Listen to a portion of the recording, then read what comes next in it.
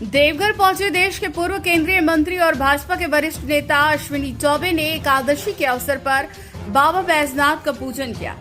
इस दौरान भाजपा नेता राज परिवार सहित कई कार्यकर्ताओं ने उनका गर्मजोशी से स्वागत किया।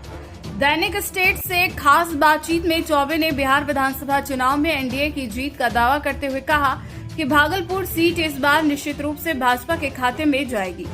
उन्होंने कहा कि जनता एक बार फिर भाजपा पर भरोसा जताएगी। अपने ही पार्टी सांसद निशिकांत दुबे के बयान पर प्रतिक्रिया देते हुए चौबे ने कहा, जिनकी राजनीतिक पैदाइश मेरे सामने हुई, उनके बयान को गंभीरता से नहीं लेता। अपराध पर बोलते हुए उन्होंने कहा कि आज अपराधी तुरंत गिरफ्तार होते हैं, जबकि महागठबंधन के शासन में गिरफ्तारी एक सपना थी। चौबे ने विश्वास जताया कि भाजपा और एनडीए ऐतिहासिक जीत दर्ज करेंगे। चुनाव में निश्चित रूप से बिहार के अंदर ये लोक आस्था के महान पर्व के बाद आज लोकतंत्र के पर्व को मनाने जा रहे हैं। बहुत ही उत्साह लोगों में है और इस बार आप देखिएगा एनडीए की सरकार तो बनना तय है ही। प्रचंड बहुमत से हर नौजवान जो 18 साल का नया मताधिकार उनका है। कल मैं दरभंगा में था, दौड़ते हुए सब लोग आए और गले लग गए कि मैं इस बार वोट डालूंगा, उछलते हुए। तो भारी मतदान होगा और मुझे विश्वास है कि एनडीए की जो प्रचंड बहुमत बनेगी और विकास की सरकार होगी, जहां शिक्षा, स्वास्थ्य, सड़क, बिजली, पानी, हर गरीबों का कल्याण, हर माता बहनों का ध्यान, जहां हर माँ बहनों को रोजगार के लिए जहां 1 करोड़ रोजगार देने की बात, 50 लाख लोगों को नौकरी और रोजगार हमारी सरकार ने दिया है। हर माता बहनों को हम 10,000 रुपये रोजगार के लिए दे रहे, छोटे छोटे रोजगार, 2 लाख तक उनको रोजगार दे रहे, 125 यूनिट हमने फ्री कर दिया है बिजली। ये सारी चीज़ें विकास का 4 करोड़ लोग जो है, और मैं भारत सरकार का, बिहार का भी स्वास्थ्य मंत्री था, भारत सरकार में भी स्वास्थ्य मंत्रालय को नरेंद्र मोदी जी के नेतृत्व में 4 करोड़ बिहार के लोगों को आयुष्मान भारत का स्वास्थ्य लाभ मिल रहा है। आपके झारखंड में भी आज जो भी स्वास्थ्य लाभ देख रहे हैं, जो भी स्ट्रक्चर है, वो तो हमारा दिया हुआ, हमारे भारत सरकार का ही ज़्यादातर है। तो निश्चित रूप में मुझे लग रहा है कि आज 8 करोड़ 71 लाख बिहार में जो अन्न कोविड के कालखंड में हम लोगों ने मुफ्त अनाज दिया था, वो मुफ्त अनाज हम लोग 8 करोड़ 71 लाख बिहारवासी आज गरीब लोगों को अनाज मिलता है। उसमें मुसलमान भी है, हिंदू भी है। लेकिन एक बात सही बात, और आपके झारखंड में भी लगभग मेरे ख्याल से 5-6 करोड़ के लगभग लोगों को 4 करोड़ 80 लाख या ऐसे कुछ है। लेकिन मेरा एक जरूर है कि हिंदू और मुसलमान ये दोनों मिलके चलना चाहिए। और ये भारत मुल्क जो है वो सबके लिए है, सबके लिए समान है। लेकिन भारत ये यहाँ के जो मुसलमान भाई हैं, उनको, जो हमारे विपक्ष के लोग हैं, उनको मतदाता कहते हैं। ये तो हमारे मतदाता है। लेकिन हम लोग भारतीय जनता पार्टी, हमारी मान्यता है एनडीए का, ये मतदाता नहीं, हमारे भाग्य विधाता है। जिस प्रकार का भाग्य विधाता हम हैं, इसलिए हम सब लोगों का है और इसलिए हम सब लोगों को मिलकर के अच्छे काम करना चाहिए। आप देखो, अब हमने मुफ्त अनाज दिया, सड़क दिया, बिजली दिया, उसमें तो हिंदू भी चलते हैं, मुसलमान सब लोग चलते हैं। लेकिन आज कुछ लोगों को वहम हो गया है और भड़काते रहते हैं, भाजपा का डर दिखाते हैं मुसलमानों को। अरे भाजपा, आप देखो 89 में भागलपुर में दंगे हुए, उसके बाद कोई दंगा हुआ, कोई सर उठाया। मैं स्वयं भागलपुर का प्रतिनिधि रहा, 5 बार आजाद शत्रु के रूप में, आपस में कितना प्रेम था। लेकिन ये गुंडागर्दी, जो ऐसे तत्व हैं, ये सारे कांग्रेस और राजद का यही खेला है। इन लोगों ने भड़काने का, डराने का और वोट लेने का, इससे ज़्यादा कुछ नहीं।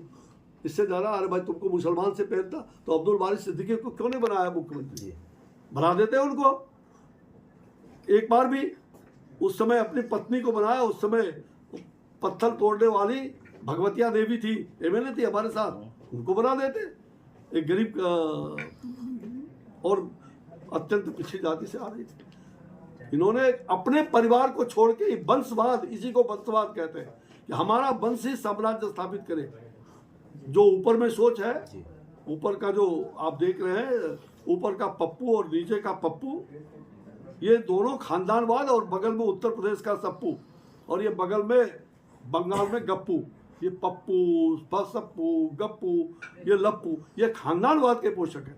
परिवार में कोई बन सकता है, परिवारवाद की बात ये नहीं। हमारे प्रधानमंत्री जी कई बार संसद के अंदर गए हैं कि परिवारवाद का कोई भी नेता का परिवार है, डॉक्टर का परिवार है, वकील का परिवार है, वो क्यों नहीं, राजनीति में अच्छे लोग आना चाहिए, आते हैं, लेकिन ये नहीं कि हम साम्राज्य स्थापित, अब जैसे झारखंड में साम्राज्य स्थापित करना है, वंश स्थापित करना, ये वंशवाद नहीं चलेगा जी, ये वंशवाद नहीं चल सकता। हम पूरे राज्य को वंश के अनुसार हमारा ही वंश राज करेगा, ये कदापि, इसी को वंशवाद और परिवारवाद कहते हैं। सर जिस पे आरोप जो आपको सर आप पर टिप्पणी कर रहे थे, वो सर इधर 18 सीट हार चुके हैं सर, 18 सीट है संथाल में, और उसमें 1 सीट मार्क जीत पाए हैं सर। भाई देखो, मैं ये नहीं कहता हूँ, ये जनता सब कुछ जानती है, मैं इन सब चीज़ों पर कोई टिप्पणी नहीं करता। जस करनी तस भोग विधाता, नरक जात पाछे पछताता, जस करनी तस भरनी। और मेरा शुरू से ये रहा है कि भाई देखो, हमें हर प्रकार से मैं बराबर इस बात का ध्यान देता हूँ कि तो राजनीति में शुचिता का पालन होना चाहिए। भारतीय जनता पार्टी की पहचान है चेहरा, चाल, चरित्र। हम परिवार में रहते हैं, परिवार को परिवार के जैसा समझें। हर को ज्ञान होना चाहिए कि परिवार में मेरा ये भाई है, ये मेरी बहन है, ये मेरी माँ है, इसका ज्ञान तो होना ही चाहिए। वही है चेहरा, चाल, चरित्र का ध्यान सबको रखना चाहिए। चलिए, यहाँ भारत सरकार में सांसद और मंत्री के रूप में मैंने प्रस्ताव लाया था सांसद के रूप में, और मुझे खुशी है कि चारों प्रस्ताव आज प्रधानमंत्री जी ने पूरा किया। जिसमें पहला जो रामायण सर्किट, ये पूरे देश में लागू हुआ। हमारा बक्सर, सीतामढ़ी, ये तमाम जगहों को रामायण सर्किट से और बना ही हमारे प्रस्ताव पर, ये मेरा सौभाग्य है प्रधानमंत्री जी ने इसको।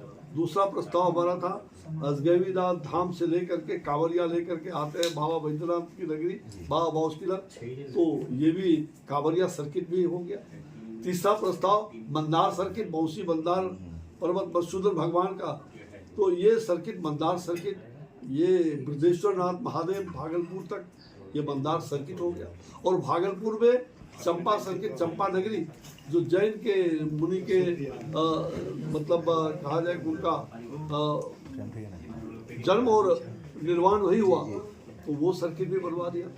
ये मेरा 5 सर्किट। और विक्रमशिला विश्वविद्यालय को बुद्ध सर्किट में जोड़ा गया, वहाँ कभी गौतम बुद्ध के अनुयायी सब लोग आया करते थे। तो इसलिए ये सारे सर्किट प्रधानमंत्री जी ने, एनडीए की सरकार ने, नरेंद्र भाई मोदी जी ने ये दिया है, और सौभाग्य से ये प्रस्ताव मुझे देने का मौका मिला।